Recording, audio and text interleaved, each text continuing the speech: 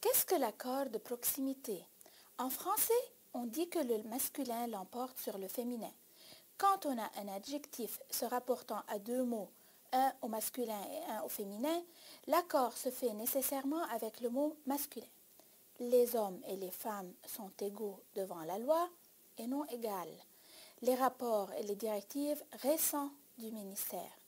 Pour des raisons de phonie ou pour ne pas choquer l'oreille, on écrirait les femmes et les hommes sont égaux devant la loi, les directives et les rapports récents du ministère.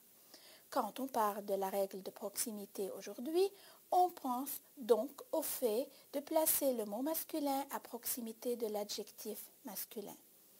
Cette règle de proximité ou de voisinage est établie en français depuis le XVIIIe siècle. Mais comment était le cas avant le XVIIIe siècle? En ancien français, tout comme en grec ancien et en latin, le féminin et le singulier pouvaient l'emporter sur le masculin et le pluriel. Il était permis d'accorder l'adjectif en genre et en nombre avec le dernier nom. Un exemple de la littérature de Jean Racine dans Athalie 1691 illustre nos propos. Surtout, j'ai cru devoir aux larmes, aux prières, consacrer ces 3 jours et ces 3 nuits entières. Ici, le poète a accordé l'adjectif au féminin pluriel avec le mot le plus proche, nuit, mais il a réussi surtout à faire rimer entière avec prière.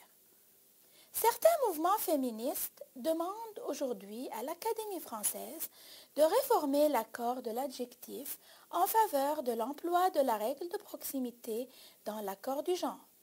Ces mouvements, qui interprètent le masculin l'emporte sur le féminin, comme l'homme l'emporte sur la femme, revendiquent la restitution de cet accord de proximité du Moyen-Âge comme outil de promotion de l'égalité femmes-hommes. Pour l'instant, ce ne sont que des revendications.